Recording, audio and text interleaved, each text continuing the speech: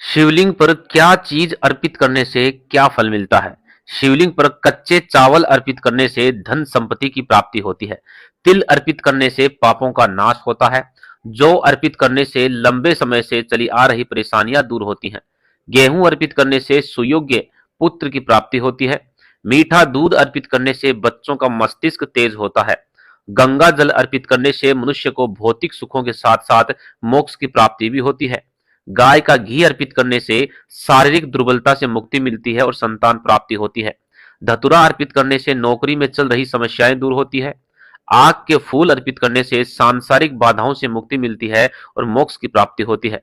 इस जानकारी को अन्य लोगों तक पहुंचाने से महादेव की कृपा प्राप्त होती है। दोस्तों, शिव पुराण में बताया गया है कि किस कामना की पूर्ति के लिए महादेव पर कौन से फूल और पत्र चढ़ाने चाहिए। इसमें कहा गया है कि बेल पत्र से पूजा करने पर मनुष्य वो सारी वस्तुएं पा लेता है जिसकी वो कामना करता है। जिन्हें लक्ष्मी की कामना हो उन्हें कमल के फूल से शिव की पूजा करनी चाहिए। संतान की कामना के लिए धतूरे के फूल से शिवलिंग की पूजा करनी चाहिए। गुड़हल के फूल से शिव की पूजा करने से शत्रुओं पर विजय की प्राप्ति होती है। कनेर के फूल से पूजा करने पर रोगों से मुक्ति मिलती है।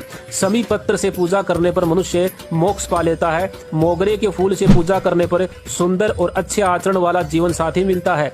जूही के फूलों से पूजा करने पर घर में कभी अन्न की कमी नहीं होती। हरि श्रृंगार के फूलों से पूजा करने पर सुख संपत्ति में वृद्धि होती है। शिव पुराण में कहा गया है कि तुलसी पत्र, चंपा के फूल और केवड़े के फूल आदि से शिव की पूजा नहीं करनी चाहिए। भगवान शिव को प्रसन्न करने का रामबाण उपाय। दोस्तों, सोमवार के दिन स्नान आदि से निवृत्त होकर स्वच्छ वस्त्र धारण करके एक बेल पत्र पर सफेद चंदन से ओम लिखें और मन ही मन अपनी मनोकामना बोलते हुए इस बेल पत्र को शिवलिंग पर अर्पित करके श्री शिवाय नमस्तुभ्यम मंत्र बोलते हुए शिवलिंग का जलाभिषेक करें। इससे आपकी मनोकामना पूरी होगी और भगवान शिव आपसे प्रसन्न होंगे। लेकिन ध्यान रखें, बेल पत्र कहीं से कटा फटा नहीं होना चाहिए और बेल पत्र के बीच वाले पत्ते पर सीधे यानी कि चिकनी साइड पे सफेद चंदन से ओम लिखना है और फिर उत्तर दिशा की तरफ मुख करके शिवलिंग पर इसको अर्पित करना है। धन्यवाद। अगर आप बीमारी से परेशान हैं, बार बार आपका स्वास्थ्य खराब रहता है, तो दवा लेने के साथ साथ ये एक काम भी अवश्य करें। एक साफ सुथरे बेलपत्र के पत्ते पर सफेद चंदन से ओम नमः शिवाय इस प्रकार से लिख करके उत्तर दिशा की तरफ मुख करके भगवान शिव से अपने अच्छे स्वास्थ्य की कामना करते हुए उस बेल पत्र को उल्टा करके शिवलिंग पर अर्पित करें। फिर महामृत्युंजय मंत्र का जाप करते हुए शिवलिंग का जलाभिषेक करें। नित्य ऐसा करने से महादेव जल्द ही आपको एकदम स्वस्थ कर देंगे और इस जानकारी को अन्य लोगों तक पहुंचाएंगे तो इस शिवरात्रि तक आपको एक खुशखबरी भी अवश्य मिलेगी। तो बोलिए ओम नमः शिवाय।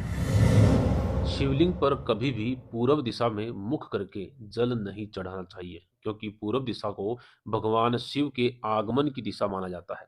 ऐसा करने से शंकर जी के मार्ग में बाधा उत्पन्न होती है। शंकर जी को जल चढ़ाने के लिए सबसे उत्तम है उत्तर दिशा। अतः जब भी शिवलिंग पर जल अर्पित करें तो उत्तर दिशा की तरफ मुख करके और बैठ करके जल अर्पित करें। धन्यवाद। हल्दी और कुमकुम शिवजी को अर्पित नहीं करने चाहिए। नारियल का संबंध देवी लक्ष्मी से है और देवी लक्ष्मी का संबंध विष्णु जी से है, अतः महादेव को नारियल भी अर्पित ना करें।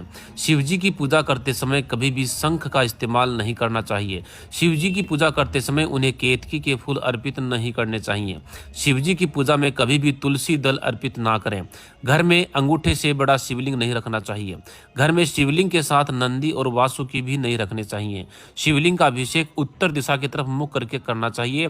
घर में नर्मदेश्वर शिवलिंग, स्फटिक या फिर पारद शिवलिंग ईशान कोण में रखना शुभ होता है। ऐसी और जानकारी के लिए आप हमें फॉलो करें और इस वीडियो को शेयर करें। धन्यवाद। सपने में महादेव का त्रिशूल और डमरू दिखना किस बात का संकेत देता है? दोस्तों, त्रिशूल को रज, तम और सतगुण का प्रतीक माना गया है। ऐसा कहा जाता है कि इन्हीं से मिलकर भगवान शिवजी का त्रिशूल बना है। पौराणिक मान्यताओं के अनुसार भगवान शिवजी के त्रिशूल के 3 शूलों को काम, क्रोध और लोभ का कारक भी माना गया है। सपने में त्रिशूल का दिखना इस बात का संकेत है कि आपकी समस्त परेशानियां नष्ट होने वाली है और वहीं भगवान शिव अपने हाथों में सदा सदा डमरू लिए होते हैं। डमरू स्थिरता का प्रतीक है। सपने में शिव जी के डमरू का दिखने का मतलब है कि जीवन की उथल पुथल खत्म होने वाली है और जीवन में स्थिरता आने वाली है। धन्यवाद। हर हर महादेव।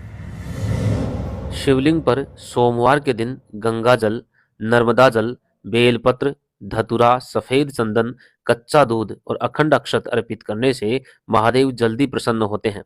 लेकिन साथ ही रोज संध्या के समय शिवलिंग के नजदीक और बेलपत्र के वृक्ष के नजदीक एक गाय के घी का दीपक भी अवश्य प्रज्वलित करें। दोस्तों, शिव महापुराण की कथा कहती है कि जिस घर में शिवलिंग स्थापित होता है उस घर में कभी भी कोई बड़ा रोग प्रवेश नहीं करता। लेकिन शिवलिंग कभी भी अंगूठे से बड़े आकार का नहीं होना चाहिए और साथ ही घर में नर्मदेश्वर शिवलिंग, पारद शिवलिंग या फिर स्फटिक शिवलिंग रखना ही अधिक शुभ माना जाता है।